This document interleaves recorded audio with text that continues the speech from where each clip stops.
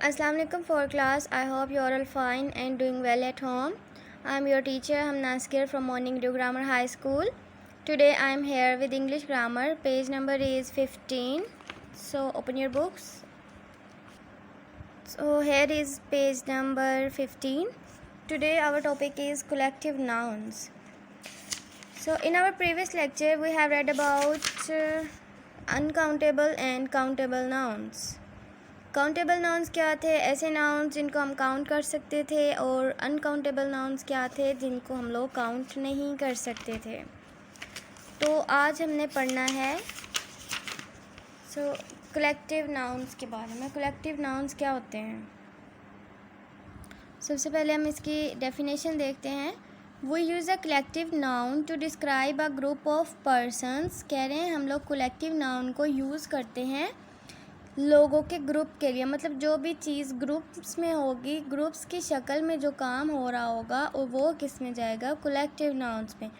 Things और animals, चीज़ें और जानवर, जो भी चीज़ ग्रुप में होगी वो हमारी क्या है? कलेक्टिव नाउन है। जैसे यहाँ पे उन्होंने एग्जांपल दी स्टार्स की। A cluster of stars, cluster होता है झुंड, एक सितारों का एक झुंड कह रहे हैं। अब ये ज़्यादा सितारे हो गए हैं और वो एक झुंड की शक्ल में, मतलब वो एक ग्रुप की शक्ल में है, तो वो क्या है? हमारा कलेक्टिव नाउन है। यहाँ पे है अ फ्लाइट ऑफ बर्ड्स। हमें पता है कि जो परिंदे जब भी वो उड़ते हैं तो वो एक ग्रुप की फॉर्म में उड़ते हैं, ग्रुप्स बना के उड़ रहे होते हैं वो। अ फ्लाइट ऑफ बर्ड्स, तो ये क्या है? ये भी ग्रुप में काम हो रहा है, तो ये भी हमारा कलेक्टिव नाउन है। A team of players, players की एक टीम है, मतलब वो भी टीम है और ग्रुप में काम हो रहा है, तो ये क्या है? Collective noun. कोई भी काम जो ग्रुप में हो रहा होगा वो हमारा कलेक्टिव नाउन होगा। नेक्स्ट पेज पे उन्होंने कलेक्टिव नाउन्स की कुछ लिस्ट दी हुई है, और यहाँ पे उन्होंने एक्टिविटी के तौर पे यहाँ पे फिल इन द ब्लैंक्स दी हुई है। इस लिस्ट में से आपने वर्ड्स ढूंढकर इस एक्टिविटी को सॉल्व करना है, इस फिल इन द ब्लैंक्स को सॉल्व करना है आप लोगों ने, ठीक है। जैसे अब यहाँ पे फर्स्ट है हमारा कलेक्टिव नाउन क्या है? A flight of aeroplanes. Aeroplane, ज़्यादा जहाज़ों की फ़्लाइट। अब यहाँ पे ज़्यादा जहाज़ हो रहे हैं, मतलब ग्रुप की शक्ल में हो रहे हैं, तो क्या है ये? Collective noun.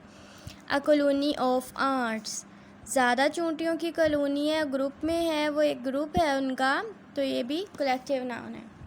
A flock of seagulls, a flock of seagulls, तो ये क्या है? ये भी सीगल्स, अ फ्लॉक ऑफ, मतलब इनका भी एक झुंड है। सीगल्स से एक समुद्री परिंदा है, तो उनके झुंड की बात हो रही है, तो ये भी हमारा कलेक्टिव नाउन है। अ ट्रूप ऑफ मंकीज़, एक मंकियों का एक ग्रुप, बंदरों का एक ग्रुप जो है, वो भी कलेक्टिव नाउन है। A bunch of bananas, a bed of roses, a nest of rabbits, a haul of fish, a gaggle of geese, a hive of bees. मतलब ये सारे जो उन्होंने यहाँ पे एग्जांपल्स दी हुई हैं, ये सारी हमारी कलेक्टिव नाउन्स हैं। तो यहाँ पे हम लोग देखते हैं fill in the blanks with suitable phrases. ये कुछ उन्होंने वर्ड्स दिए हुए हैं, कह रहे हैं यहाँ पे आप लोगों ने लगाकर इनको सॉल्व करना है। फर्स्ट वन हमारा है I need a dash shoes for Eid. मुझे ईद पर शूज़ की वो कह रहा है ज़रूरत है, तो यहाँ पे हम लोग क्या लगाएंगे? अ पेयर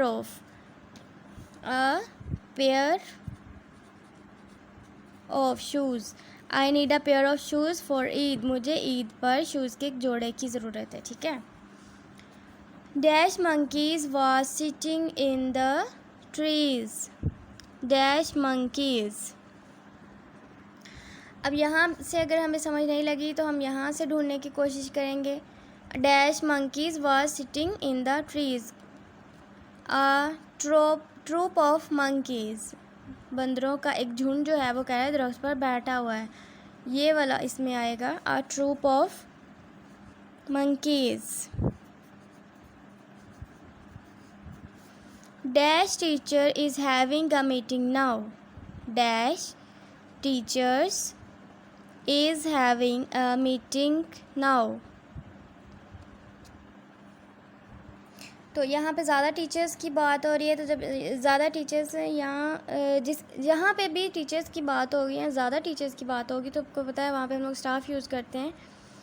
तो यहाँ पे ये देखें स्टाफ ऑफ टीचर्स, तो यहाँ पे क्या लिखेंगे, अ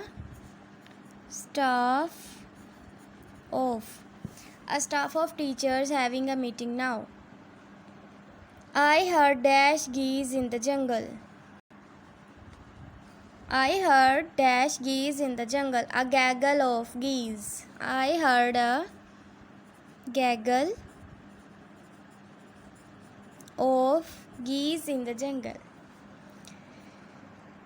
Next है the gardener plucked dash grapes from the tree. अब gardener जो माली था उसने grapes तोड़े हैं किस शक्ल में, a bunch of grapes, मतलब उसका एक गुच्छा जो है उसने अंगूर का वह तोड़ा है। The gardener plugged a bunch